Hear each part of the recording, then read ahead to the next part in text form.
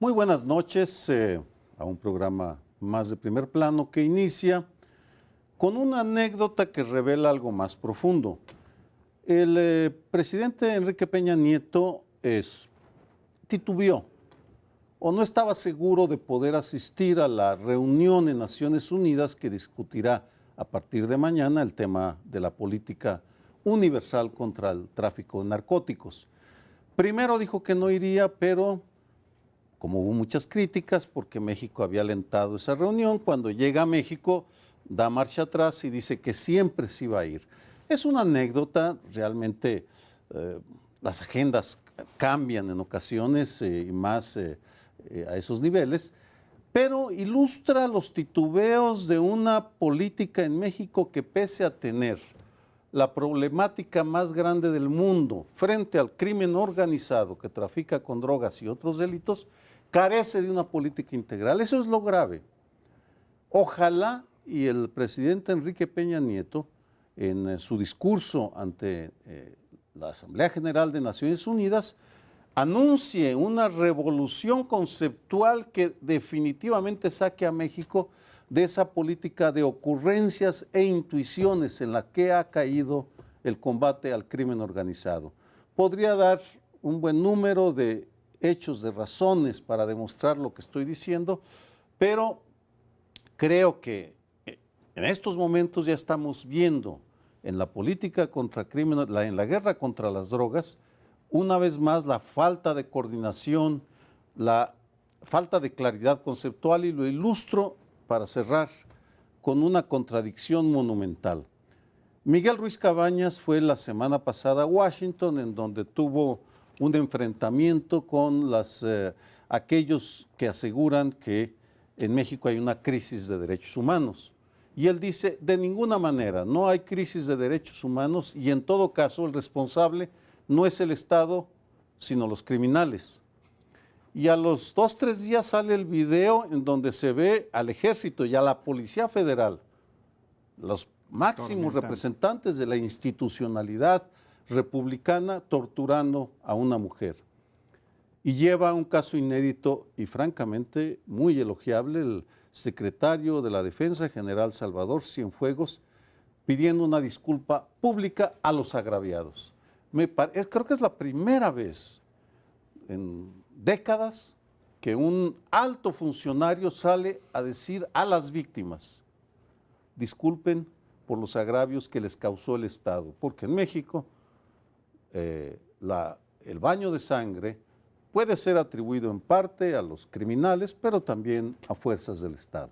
Yo celebro que el presidente Peña Nieto hubiera enmendado su decisión, porque fue no solo el cúmulo enorme de críticas por no asistir, por haber declarado que no asistiría, y se dijo que iría la canciller a presentar la posición oficial de México, sino porque está también enmendando un error grave que a mi juicio cometió, habiendo dicho que él estaba en contra de la legalización de las drogas, antes de que empezaran los foros que pide que convoque y que el secretario de Gobernación convoca.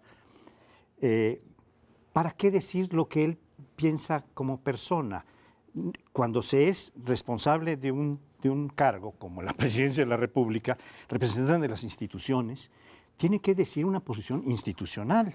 No puede decir, pues a mí no me gusta. Bueno, ese es un asunto que no tiene usted por qué sacar.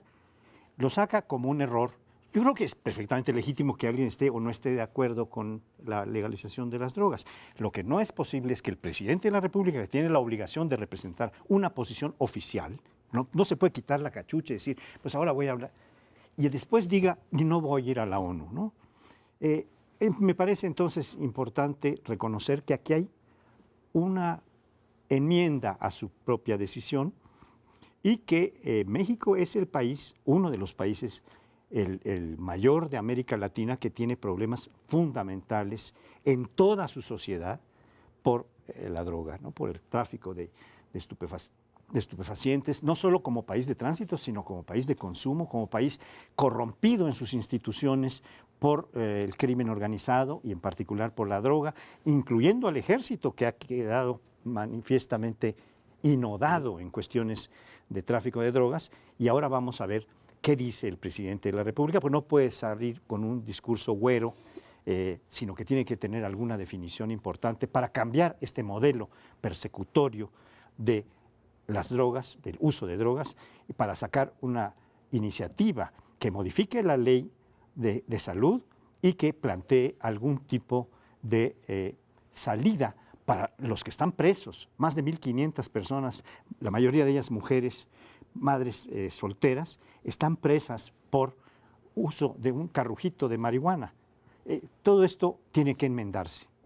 Yo veo tres planos en la discusión. La primera es, la semana pasada tratamos abundantemente este asunto, yo decía que me resultaba incomprensible que el presidente no fuera a un gas, o sea, que no compareciera el propio jefe del Estado. Ahora comparece, creo que es de celebrarse la rectificación, aunque no sabemos, o por lo menos yo no sé, por qué no iba a ir o por qué sí iba a ir. O sea, cuáles fueron los argumentos que lo llevaron el anuncio que hizo desde Europa, que no iba a ir, y ahora pues no sabemos bien por qué va a ir. Se dice que una cortesía del presidente del Consejo de Ministros italiano, Matteo Renzi, que aceptó venir al día siguiente, le permite al presidente atender este asunto. No me parece muy lógica la explicación, porque de todas maneras la reunión convocada por México estaba prevista para esta fecha, ¿no? O sea, no había, por supuesto, elementos para decir que es una reunión sorpresa o algo que no estuviera en la agenda del presidente.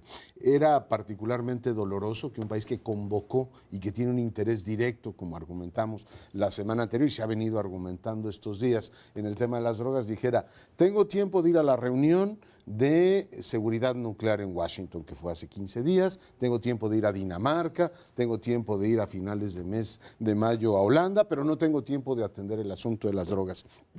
Creo que ese tema, bueno, se resuelve favorablemente, aunque debo decir, o sea, se resuelve favorablemente con su presencia, aunque debo decir que a estas alturas no sabemos qué va a decir el presidente. Sabemos qué va a decir Santos, porque ayer publicó el presidente de Colombia un texto en la prensa mexicana diciendo estos son nuestros 4 puntos fundamentales. Se supone que en principio, pues, convocó a estos foros y que va a haber una posición del Estado mexicano. A mí, aquí aterrizo mi preocupación fundamental. Me preocupa enormemente que un asunto de salud pública de las dimensiones que comentaba Paoli, un asunto de seguridad pública y nacional, todo lo que implica el tema de las drogas, no tenga una posición ya definida del gobierno federal. Es decir, los veo muy puestos en todo lo financiero, en todo lo económico, van a todos los foros Davos y opinan hasta de más sobre lo que debe hacer el país y la macroeconomía y todo lo demás. Y en todo lo que tiene que ver con seguridad, que son temas igualmente serios. En el ejercicio de gobierno no hay posiciones definidas, no sabemos bien a qué atenernos, incluso en muchos sentidos una contradicción enorme al interior del gabinete, porque sospecho que hay una parte que coincide con el presidente en materia de regulación del uso de las drogas en México, pero en fin, sí veo que por un lado es de celebrarse que el presidente vaya y por el otro, pues que estamos bordando sobre las nubes, ¿no? Porque no sé hoy por hoy cuál va a ser la posición de México ahí. No creo que arriesgue demasiado, puesto que ni hay un consenso interno sobre, digamos, una gran transformación del paradigma y tampoco está México como va a dar elecciones a la comunidad internacional, pero en fin, lo dejo ahí. Bueno, pues yo creo que la razón por la cual no iba a ir está expuesta aquí, porque no tiene una posición, la está armando en este momento. Entonces, lo mejor era poner a la canciller a que dijera lo que dijera. El presidente se puede mantener distante de eso. No le quedó más que ir. La reunión estaba programada no para ahora, sino 2019, dentro de 2 años.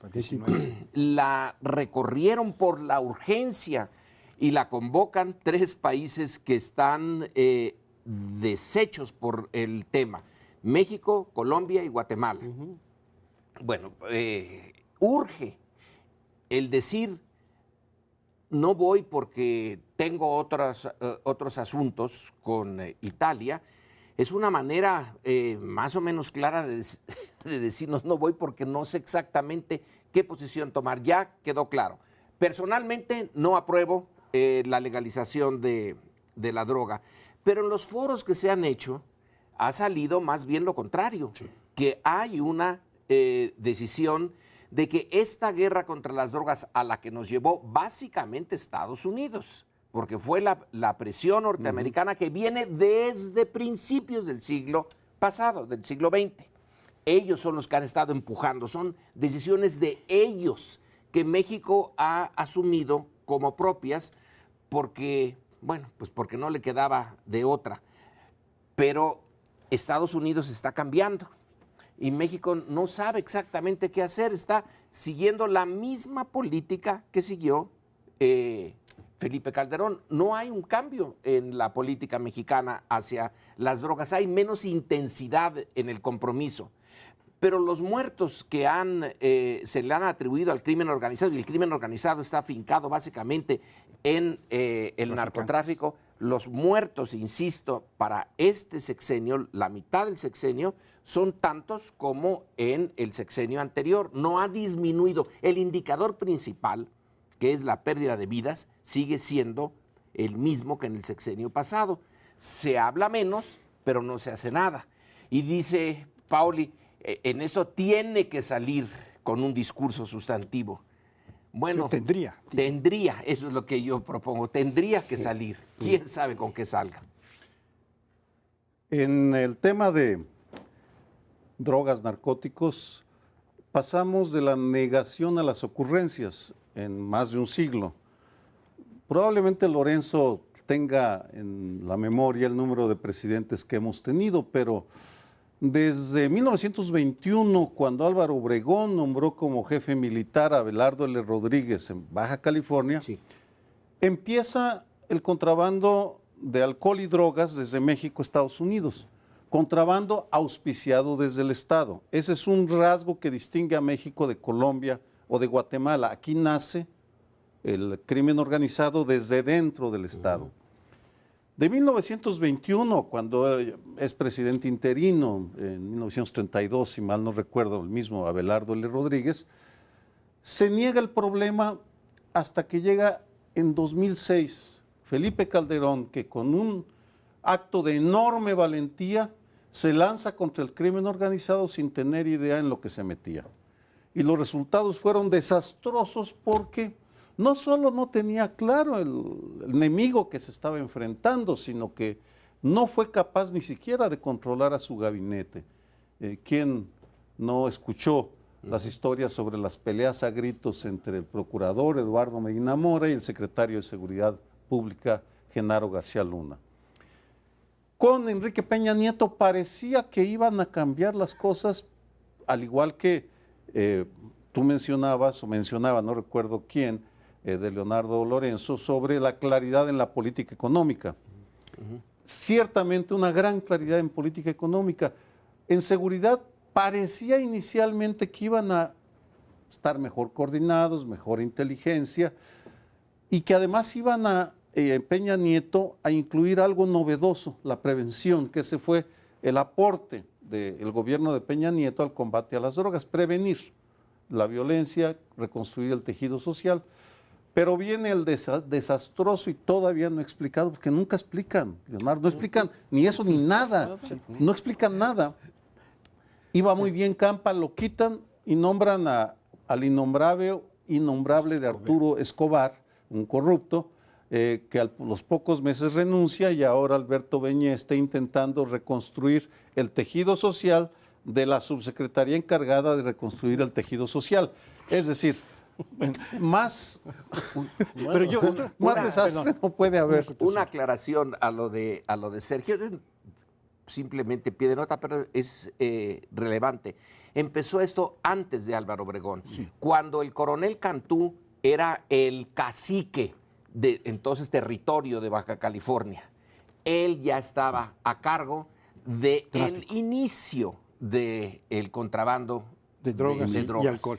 Sí, yo celebro que esta rectificación que ha hecho el presidente no solo se haga para quedar bien con la opinión pública, porque sí fue muy grande el número de críticas y de personas con mucha información que hicieron una crítica muy severa, sino también porque hubo una iniciativa del presidente del Senado, Roberto Gil Suart, para para presentar un organismo de Estado que iba a regular o que pretende regular, y va a ir Roberto Gil a Nueva York a presentar en las comisiones entonces va a haber una competencia muy fuerte, porque es una competencia de partidos finalmente, y está habiendo una reacción de, si va el presidente del Senado, pues va el presidente de la República, porque sí se vería muy mal que fuera el presidente del Senado y dijera cuáles son sus razones para cambiar el modelo persecutorio de la droga y crear un organismo de Estado que se encargara de controlar y de atenuar todas las culpas que se han hecho a los pequeños consumidores, cuando a los grandes consumidores no. En fin, creo que esta es una de las cuestiones más importantes. Pues ahora solo nos queda esperar a escuchar el mensaje de Enrique Peña Nieto en la Asamblea General de las Naciones Unidas. Regresamos en unos segundos. Pues bien, vamos a abordar ahora un tema que ya anunció Sergio Aguayo. El general Cienfuegos convoca a su tropa en la Ciudad de México y por las vías ahora electrónicas en todo el país, y les dice que esta actividad del ejército de ponerlo en constante choque contra el crimen organizado, que ha derivado en torturas, la tortura de una joven en Guerrero que tuvo lugar hace un año, que no se entera, según esto, el mando, sino hasta finales del año pasado. Y no nos enteramos nosotros los ciudadanos, sino hasta hace unos días, porque alguien saca el video en YouTube. Es decir, no es el Estado el que nos muestra el horror de la tortura, sino es alguien que desde dentro filtró esta información, y entonces el general Cienfuegos hace de la necesidad una virtud y dice, ahora va a quedar claro que desde el ejército esta no es una política aceptable. Bienvenida la decisión, porque en México la tortura ha sido algo que viene de hace mucho tiempo. Si queremos ser puristas, podemos decir que, no, bueno, yo no sé qué pasó en el México prehispánico, pero ya Cuauhtémoc es el símbolo de la tortura. Empezamos desde ahí. Y luego la Inquisición, vaya que sí, son pocos los casos, pero la tortura estaba permitida. En el siglo XIX, en el siglo XX, la cantidad de torturas a los prisioneros, la guerra cristera es una guerra que se lleva a cabo con tortura, la guerra sucia de los 1970s, en fin, es una práctica de siglos en México. ¿Será posible detenerla? Está sobre la mesa. Tal vez es una práctica de milenios. La guerra florida que hacían los aztecas, pues terminaba con los enemigos capturados porque los volvía esclavos y los atormentaba de alguna manera. Es decir, a veces los mataba, a veces los sacrificaba y a veces los dejaba para trabajar permanentemente al servicio de los guerreros triunfadores. Así es un asunto milenario, es un asunto de la especie humana, un ser humano que decide torturar a otro, hacerle daño para sacar cualquier tipo de provecho o ocasionar alguna venganza, algún daño de venganza. Es algo muy viejo, pero sí es muy relevante el discurso del general, porque no solo denuncia y pide una disculpa, sino que ha dado instrucciones para que estos que cometieron el crimen de tortura sean procesados. Y están ya detenidos 2 militares y un policía o una policía federal por este delito presunto que cometieron. Y también se ha echado abajo el criterio de que un video no es prueba suficiente para incriminar a nadie. Esto venía siendo un criterio generalizado en los tribunales. Ni una grabación ni un video, que es una suerte de grabación, era prueba suficiente para imputarle a alguien una responsabilidad. Y esto ya, con este discurso del general, pues queda echado abajo. porque está siendo ya procesada la gente que incurrió en este delito aparentemente. Y está la disculpa pública, creo que es un avance, es decir, no se intenta, como ha ocurrido en el pasado, negar el tema. Lo que ahora el gobierno federal tiene es pues que plantearse la dimensión que tiene este problema. No es solamente ese caso, sospecha uno que el asunto es más parecido a lo que decía un relator de la ONU que tanto irritó a este gobierno, ¿no? Que es un tema perfectamente extendido. Y está extendido por dos razones, no me meto al origen de la tortura, porque la desconozco, pero son dos elementos institucionales que incentivan el que la tortura sea una práctica tan frecuente en México. No es que tengamos algo, digamos, particularmente dañado en nuestro chip genético que nos haga particularmente malvados. Tú tienes dos incentivos. Uno es la obtención de información de inteligencia. Hoy Gerardo Herrera Huizar la llamaba la inteligencia plástica, ¿no? Los teóricos de la inteligencia dicen que hay técnica humana y esta es plástica, ¿no? Con la bolsa de plástico. Obtener información de esa manera, pues un Estado que tiene ese nivel de precariedad, pues tú dices, bueno, sí es muy rudimentario, pero así obtienen información sobre el terreno, ¿no? Es decir, cuando dicen, tenemos información de inteligencia, pues la obtienen así, torturando gente, porque no hay otros mecanismos, ni red de informantes, ni información técnica, es decir, partes más sofisticadas. Y la otra, y lo tenemos en casos tan sonados como el de Ayotzinapa, la Procuraduría o las Procuradurías construyen sus casos con confesiones, diciendo, este señor me dijo que quemaron a los muchachos en Cocula, ¿y usted cómo obtuvo esa confesión? Pues bueno, ahí mis técnicas modernas me permitieron obtenerla. O sea, mientras no cambiemos un Estado que se provee, o sea, su fuente de información es la inteligencia plástica, y no tengamos la tortura como un elemento, es decir, la confesión de una de las partes como un elemento estrella de la construcción de casos, pues vamos a tener el problema en serio. Un apunte. La entrevista que León Krause, que publica hoy el Universal, le hace a Hillary Clinton, Hillary dice, es el tema. O sea, el gobierno mexicano tiene que entender, sí, y lo está diciendo quien puede ser la próxima presidenta de los Estados Unidos, que no puede tener éxito en su lucha contra el crimen organizado si viola masivamente derechos humanos y recorre la tortura. Se los dice Hillary para que no haya dudas, ¿eh? Añado otra razón para que haya tortura, la impunidad. Y la impunidad viene porque no se castiga y porque quienes mandan no hablan claro, no lanzan señales directas. Podemos recorrer los casos que mencionabas, Lorenzo, de la historia. López Portillo, que después que la Liga Comunista de 23 de septiembre intenta secuestrar a su hermana Margarita, contrata a Javier García Paniagua como director federal de seguridad y lanza una oleada represiva terrible.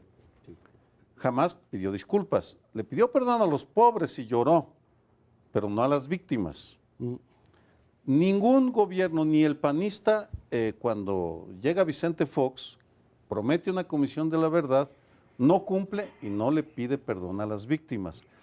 Felipe Calderón, y aquí le lanzo un mensaje a Margarita Zavala que aparece muy bien posicionada. ¿Cuándo va a pedir una disculpa a las víctimas su esposo, Margarita? ¿Cuándo la va a pedir usted? Porque es muy cómodo ignorar el tema cuando su esposo jamás pidió una disculpa pública. Y lean su libro, y lean las declaraciones, evade el tema, responsabiliza a los delincuentes, a otros, pero él no es responsable y él tiene mucho que responder en ese sentido. Y podría seguir con Osorio Chong, con Enrique Peña Nieto, con los responsables. Desde esa perspectiva me parece que tenemos que darle un enorme peso a lo que acaba de ser el general Cienfuegos de convocar, de hecho, a 130,000 soldados, porque también en todos los cuarteles del país los pararon y van a escuchar el mensaje del general secretario de la Defensa. Eso no es poca cosa, es decirles, pido disculpas si les lanzo el mensaje, ustedes no están para torturar, no nos gusta lo que estamos haciendo, no somos policías, pero te estamos cumpliendo una orden, porque si no la hacemos nosotros, no la hace nadie. Me parece que ojalá, y tomen su ejemplo, para empezar, Margarita, tú y tu esposo, creo que es hora que nos pidan una disculpa a las víctimas y a la sociedad mexicana, en general. Hay una cosa que me queda un poco confusa en el mensaje del general. Él va a juzgar o va a ordenar que las autoridades militares juzguen a los torturadores, a las torturadoras, porque era una soldado por desobediencia. Por desobediencia se me hace muy poca cosa. Debe de ser por algo mucho más profundo. Y también nos tienen que explicar por qué está grabado esto. Tengo la sospecha de que sí es una práctica generalizada. Entonces se graba la tortura para oír al torturado, qué es lo que dice. Le preguntaron a esta mujer quién era María. Se le estaba preguntando por una María que se supone era sospechosa de estar en la banda a la que estaban buscando. Porque no se entiende por qué está grabado el hecho. ¿Es un accidente? ¿Alguien con la mente enferma grabó esto? ¿O dentro de las normas para sacar la confesión de los prisioneros está el grabar? Se graba por procedimiento. Si se graba por procedimientos, entonces, ¿cómo es que se va a YouTube? No, el tema se filtra. O sea, lo que decía de la inteligencia plástica no era una ocurrencia. O sea, estás obteniendo información de inteligencia por esa vía, ¿no? Torturando. Entonces, lo que hacen ahí es un procedimiento de control. El tema es que se filtra después. Pero entonces el general Cienfuegos no nos lo explica, y además tampoco les vamos a pedir peras al olmo, ya con que haya hecho la disculpa es un avance enorme, pero no nos explica por qué estaban filmando eso. ¿Y por qué se tardó tanto? El ejército, si esto pasa en el inicio del 2015, ¿por qué llega a su conocimiento hasta fines del 2015? ¿Y por qué llega hasta hoy al conocimiento del ciudadano? Y ocurre en el mismo momento en que el proceso, que a veces exagera, no lo niego, pero es bien interesante que el proceso saca en la revista que está hoy en circulación esto de la tortura, y ahí están unas de las declaraciones de los que le sacaron la información plástica que tú dices, y no nada más fue plástica, porque ahí están otros métodos que se hicieron sobre este Casarrubias. Sí. Nada más un apunte, o sea, el tema además aparece cuando el Departamento de Estado libera anualmente la situación de derechos humanos en el país y reitera el asunto de que la tortura y la violación de derechos humanos en México son elementos preocupantes. Y coincido contigo, no solo se debe castigar por desobediencia, el hecho habla por sí mismo, o sea, están torturando a una persona y los deberían procesar por eso. Ese es el apunte que a mí me gustaría hacer. La tortura es un delito grave. Sí, grave. Y además está condenado como una violación de derechos humanos a nivel internacional, global. Por eso no debía hacerse solamente como desobediencia, que es un grave delito en el ejército, sino que debe hacerse por el delito de tortura, que es lo más grave que hay, de lo más grave que hay. Yo creo que así debe de ser, pero en fin, nos vamos por unos segundos. Espérenos. Vamos a tratar un tema que es, pues, bastante escandaloso, aun cuando son tales los escándalos que hemos estado viendo que pues, no es que resulte algo menor, es algo que apunta a la corrupción de los sindicatos oficiales en connivencia con el gobierno, que otorga créditos a una persona para que puedan comprar miembros del CENTE, avalados por una empresa, con un costo de $8.2 millones, varios departamentos en Miami, en distintos conjuntos departamentales de Miami. Este señor José Bernardo Quesada, y no estoy aludiendo a nada que tenga que ver con los Quesada, ni con S ni con Z, sino que así se llama este malandrín, que es diputado del Panal. Sí, del Panal. Él se dice, pues, un trabajador de la educación, pues que está dedicado al tráfico de departamentos en Estados Unidos. Esto es muy grave. Pero hay una predilección desde la maestra, que tiene unas casas monumentales en San Diego, ¿verdad?, en la zona más importante de San Diego, a su marido o su exmarido, que tiene otros, y así vemos que también este diputadito, que está casado con un señor que comercia diversas cosas, pues también se introdujo en este ámbito de Es un hombre próspero, digo, Es de un hombre ganar 35,000 pesos a comprar departamentos, ¿por cuánto? 8 millones. 8.2 millones de dólares. Un hombre que sabe administrar el patrimonio y que tiene una habilidad enorme. Digo, yo creo que el tema es escandaloso y lo conecto con el debate que tenemos esta semana en el Senado del Sistema Nacional Anticorrupción. Uno se pregunta, toda esta discusión que hay de las distintas atribuciones que tendrá cada uno de los componentes del sistema y el papel que debe jugar la sociedad civil, y que la transparencia obliga, ahora también son sujetos obligados los sindicatos a hacer públicas un montón de cosas. Si estamos efectivamente armando apropiadamente el rompecabezas, o tenemos algo tan extraordinariamente complicado en su construcción que te lleva a que efectivamente todo este tipo de cosas, en este caso estamos hablando de esta, digamos, situación anómala en el sindicato, se te vayan, ¿no? Simplemente como el sistema es tan complicado, tienes efectivamente esta capacidad enorme de irte fugando de una manera hasta que los medios de comunicación, en este caso, te ventilan. Pero sí vincularía los dos temas, porque creo que lo que salga del Senado, no saldrá esta semana o la otra, es fundamental. ¿Cómo un sistema nacional anticorrupción, combinado con las leyes de transparencia que hoy tenemos, si efectivamente nos permite ir reduciendo esos niveles de abuso que generan, como es natural, escándalo? Es que el sistema está corrupto de cabo a rabo. En una entrevista que sale hoy de Osorio Chong, el secretario de Gobernación, en el periódico en primera plana, señala que hay alguien, refiriéndose a Andrés Manuel López Obrador, que está atacando a las instituciones. Pero es que las instituciones están atacando a la sociedad. ¿Qué es lo que hizo este señor Quesada?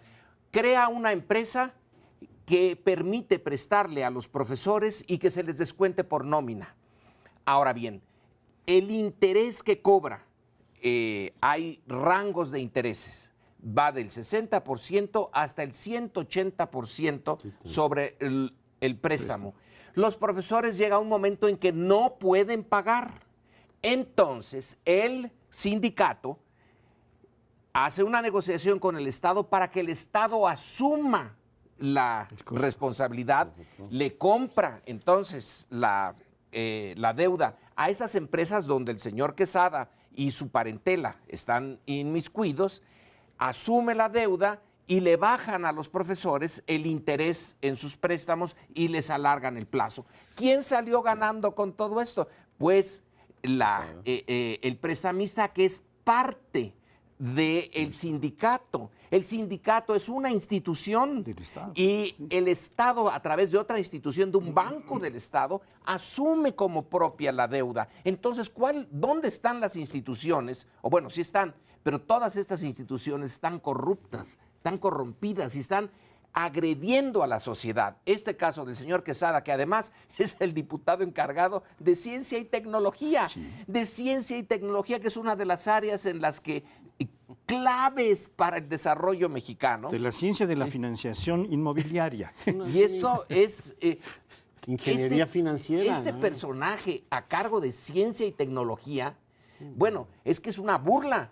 Entonces, también la institución del Congreso está podrida, porque le deja a él, por razones que sí se pueden entender de la negociación política, una cosa que debe de ser clave para el progreso mexicano, que es el avance en ciencia y tecnología.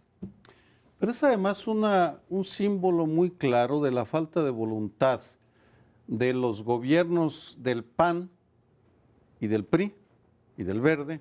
Hablo de la presidencia de la República, para combatir la corrupción.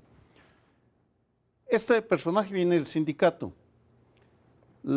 El Baster Gordillo, famosísima, su poder financiero, su poder económico crece bajo el panismo, no con el PRI.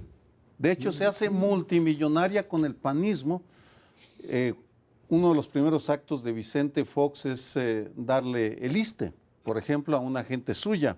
Ella lo presume. Vicente me acaba de dar el ISSSTE, como si fuera un juguete. De lotería. Y la Lotería Nacional después, pero eso viene después. Es decir, en una investigación que hice con Alberto Cerdán hace ya años, encontramos que el Baster controlaba 500,000 millones de pesos anuales en presupuestos Por tanto, de ahí sacaba, ordeñaba todo lo que necesitaba para su ejército de operadores electorales, para su estilo de vida faraónico propio de una sultán de los países petroleros. Todo eso lo sabíamos, todo eso se hizo público. Y sin embargo, cuando la detienen porque se insubordina contra Enrique Peña Nieto y en Quintana Roo lanza un discurso furibundo diciendo soy una guerrera y moriré como una guerrera, retando al presidente, van, pasa a la cárcel, pero no tocan para nada las prácticas corruptas del Sindicato Nacional de Trabajadores de la Educación. Y este es el resultado. Porque este caso, el diputado Quesada, que yo creo que es con ese, porque yo no he tolerado corrupción mientras Vicente Fox sí la ha tolerado en el sindicato. Claro que la ha tolerado, porque se lo dijimos, yo se lo llegué a decir, estás dando dinero a un sindicato corrupto. Pero bueno, la maestra era la maestra. Era gran amiga de Marta Sagún, por cierto. En todo caso, ¿de qué se extrañan? ¿De qué nos extrañamos? Y eso es lo que son.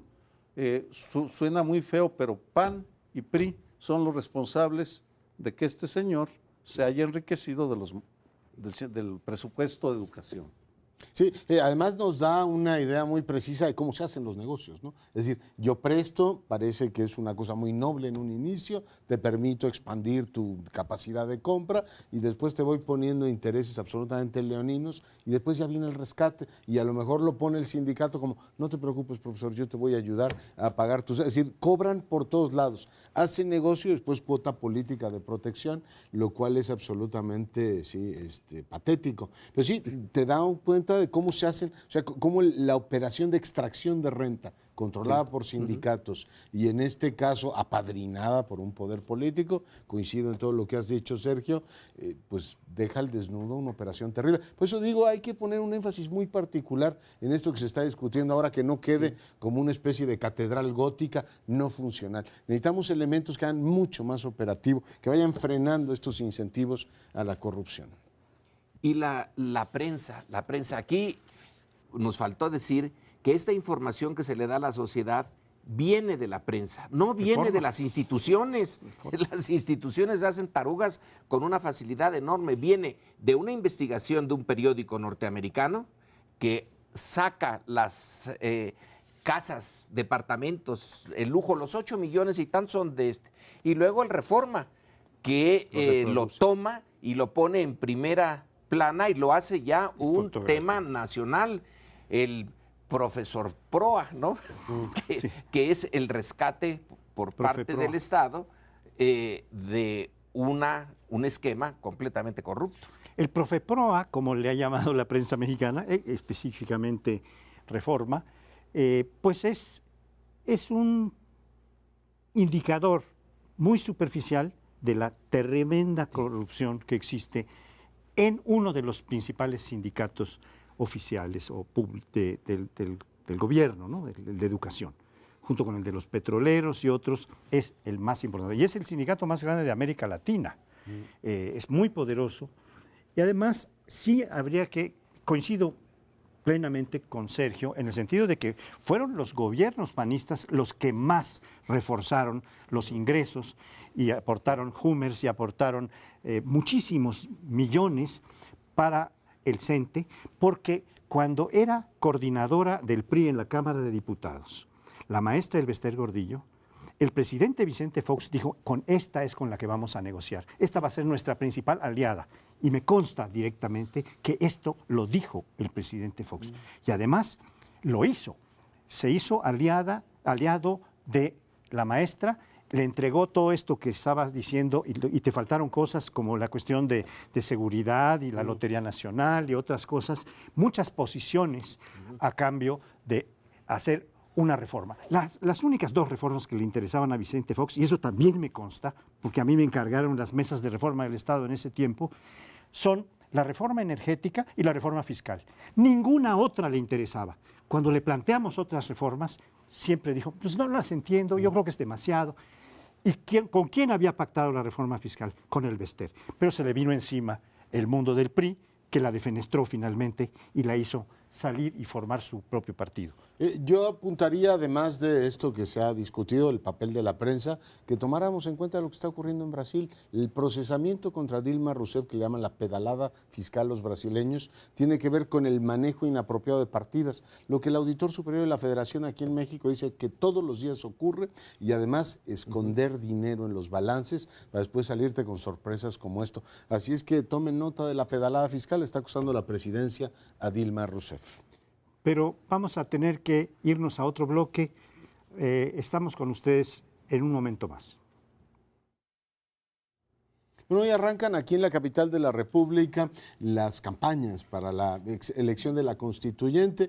Pues yo espero que mis compañeros estén un poquito más optimistas que yo, pero por un lado estamos con la crisis del ozono, todos metidos en ese debate y nadie le ha prestado demasiada atención al debate sobre la Constitución. Y por otro, yo no sé si vieron las listas definitivas de quienes pudieron colarse como candidatos ciudadanos, y la verdad está como para llorar el asunto. O sea, el primero fue el del sindicato de bomberos, supongo que alguien le pidió en el gobierno de la capital: apúntate tú como candidato independiente por aquello de que no nos vaya a ir bien con el partido. Después tienes representantes de los ambulantes, de los comerciantes, tienes un señor que era responsable de la caja única de la policía, y de los otros ya no me acuerdo, pero sí, ciertamente bombero, ¿no? el bombero es el primero, es el que decía, el de los otros dos no me acuerdo, pero pusieron tal cantidad de candados para que los ciudadanos se presentaran a la constituyente, 70 y tantas mil firmas les pedían, que solo prosperaron los que tienen una base, digamos, corporativa o tienen un interés organizado, con lo cual, pues finalmente, dice ciudadanos, lo que se dice así, independientes, no entraron. Obviamente algunos partidos hicieron, en el caso del PRD, en el caso de Morena, una concesión para que en los lugares los ocuparan académicos o gente que proviene de la sociedad civil, pero de entrada la idea de que este clamor de la sociedad civil, queremos participar más en la decisión, digamos, en las grandes decisiones de la capital, en este caso se ve, a mi juicio, frustrada por esta cantidad de reglas que lo que hicieron fue, ¿quieren participar? Pues se las vamos a complicar de tal manera que desistan en su intento. En fin, estoy un poco pesimista, espero que ustedes estén un poquito más optimistas.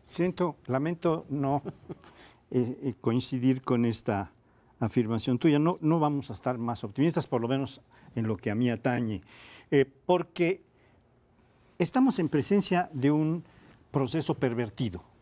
Se habla de una constitución cuando ya tenemos en el 122 de la Constitución de la República, en el artículo 122, toda la reglamentación de la forma orgánica del gobierno del Distrito Federal, de los órganos de gobierno.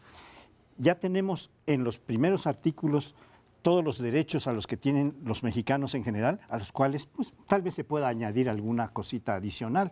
Pero después de la reforma de derechos humanos de 2011, es muy difícil que una constitución local vaya a agregar algo.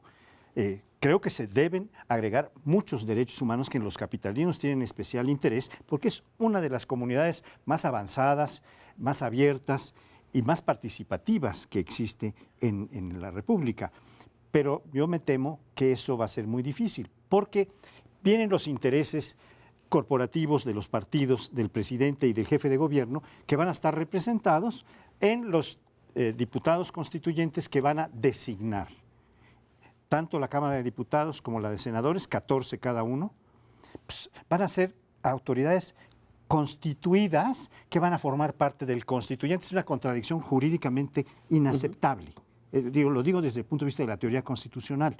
Y los otros 6, el presidente, y 6, el jefe de gobierno, pues son dedazos que no sabemos ni con qué criterios, ni con qué pluralidad se va a organizar estos otros 40, se van a nombrar estos otros 40. Y seguimos sin saber quiénes son, ¿va?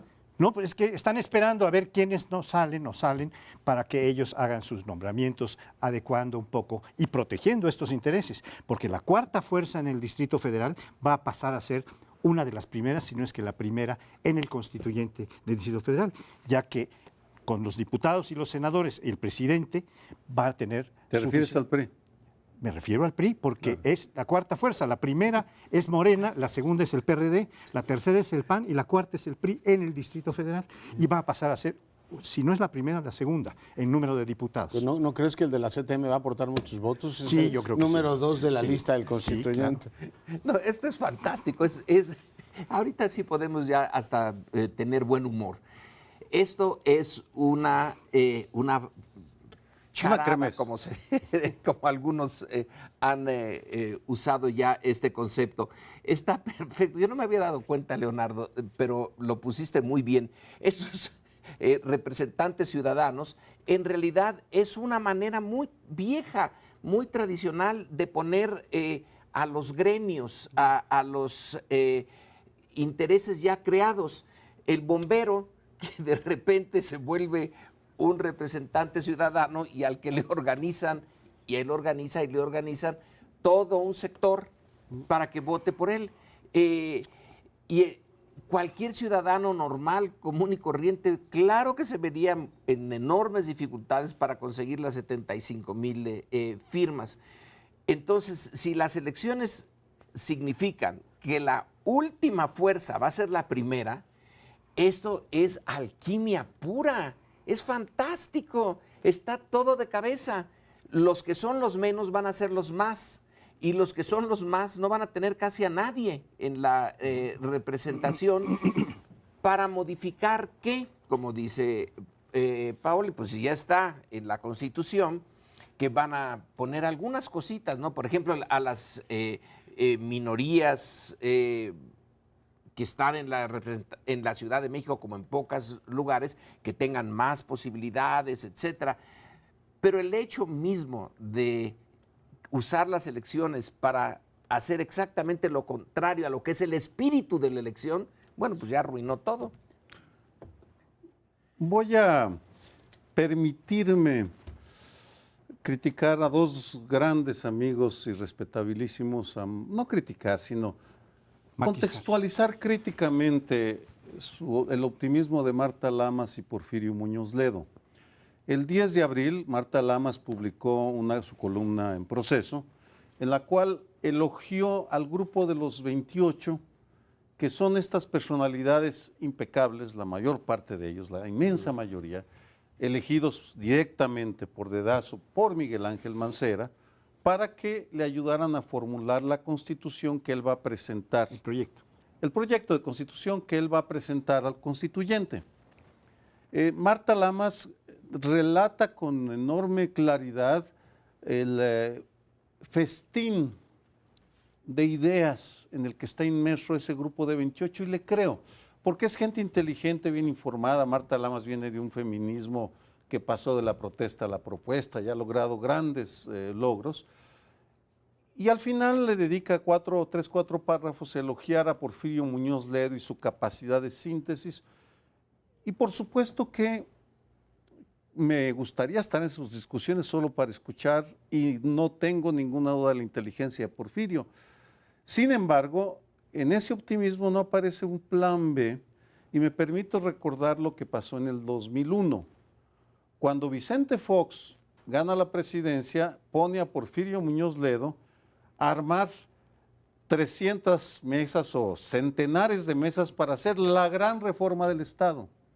Fue impresionante lo que hizo Porfirio, y tenía a Ricardo Valero, y convocó, digamos, a quienes teníamos algo que decir sobre diferentes temas, y hasta escribió un libro extraordinario que presentó en el Castillo de Chapultepec con Vicente Fox presente, es decir, la República en masa fueron a recibir el arca de sabiduría de Porfirio Muñoz Ledo.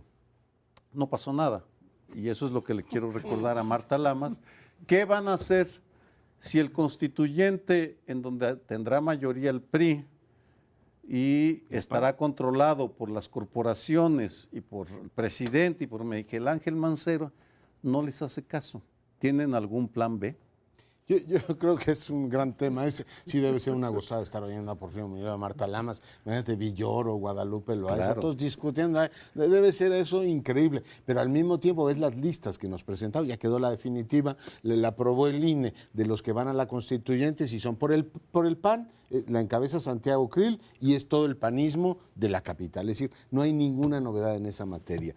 Por el lado del PRI es Irma Cue y luego Carlos Aceves. No era broma lo de la CTM. O sea, el dirigente de la CTM es el número 2 en la constituyente. Y no sigo con el resto de las listas. Ya lo definía perfectamente Paul, y hay un poder predeterminado que hace que la constitución sea pactada. Pero lo peor de todo es que en ese festín de ideas no estamos invitados los ciudadanos. Yo no sé ustedes si tienen acceso a cuáles son los temas que se están debatiendo ahí, pero nos dicen, interésese en la campaña, ya hay spots ahora en televisión y todo lo demás. ¿Y cuáles son los grandes asuntos que van a discutir en la Constitución? Eso sí no sé decírselo, porque ese tema está reservado a ese grupo de notables y en algún momento ellos entregarán la ponencia constitucional.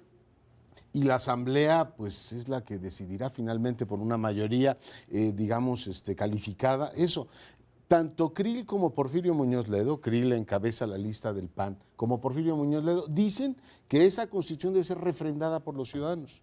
Pero no tenemos a estas alturas, a mediados de abril, una figura que lo acredite. Entonces dice uno, bueno, a ver, ¿esto es un seminario académico, una lluvia de ideas, o estamos discutiendo realmente la Constitución de la ciudad, ¿no? Wow. Bueno, yo puedo consumirme esto. Sé que a lo mejor se van a enojar conmigo mis amigos, algunos amigos de los 28, pero es con la mejor de las intenciones. Me parece que ustedes deben tener muy claro que corren el riesgo de que esa constitución maravillosa que van a abordar primorosamente no sea respetada por los 100 representantes de los poderes fácticos. Pues ya veremos, lo esperamos aquí la semana próxima en el Primer Plano.